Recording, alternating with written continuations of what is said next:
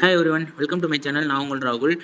இன்றைக்கி எதை பற்றி பார்க்க போகிறோன்னா, இப்போ கொஞ்ச நேரத்துக்கு முன்னாடி இட்லி கடையோட ட்ரெய்லர் ரிலீஸ் ஆயிருந்துச்சு. இந்த படத்தை வந்து அக்டோபர் 1 வந்து ரிலீஸ் பண்ணுறாங்க.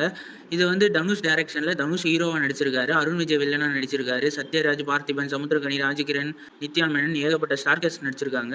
இந்த ட்ரெய்லரை பார்க்கும்போது என்ன தோணுதுன்னா வந்து, ஒரு பாப்பாண்டியில் எப்படி இருந்துச்சோ ஃபீல் குட்டாக, அதே மாதிரி வந்து இதுலேயும் கொஞ்சம் ஃபீல் குட்டும் கமர்ஷியலும் சேர்த்து கலந்து எடுத்திருக்காருன்னு நினைக்கிறேன். ட்ரெய்லர் பார்க்க அவ்வளோ சூப்பராக இருக்குது.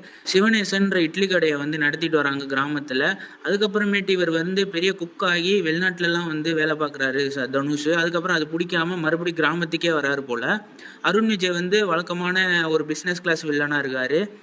அதுக்கப்புறமேட்டு அருண் விஜய்க்கும் தனுஷுக்குமான ஃபேஸ் ஆஃபு, அதுக்கப்புறம் அந்த ஊர்க்காரங்களாம் நடிச்சிருக்காங்கன்னு நினைக்கிறேன். சமுத்திரகனி, பார்த்திபன்லாம் அவ்வளோ சூப்பராக இருக்குது. நடுவில் வந்து நித்யா மேனனோட போஸ்டர்ஸ் காமிச்சாங்க. அது யதார்த்தமாக அழகாக வழக்கம் போல் நித்யா மேனன் வந்து யதார்த்தமாக நடிச்சிருக்க மாதிரியே காமிச்சிருக்காங்க. அதுவும் சூப்பராக இருந்துச்சு. ஜிவி பிரகாஷ் மியூசிக் போட்டிருக்காரு. ட்ரெய்லரில் பிஜிஎம்லாம் நல்லா இருந்துச்சு. இந்த ட்ரெய்லர் உங்களுக்கு எப்படி இருந்துச்சுன்றதை வந்து கமெண்ட் பாக்ஸில் சொல்லுங்கள்.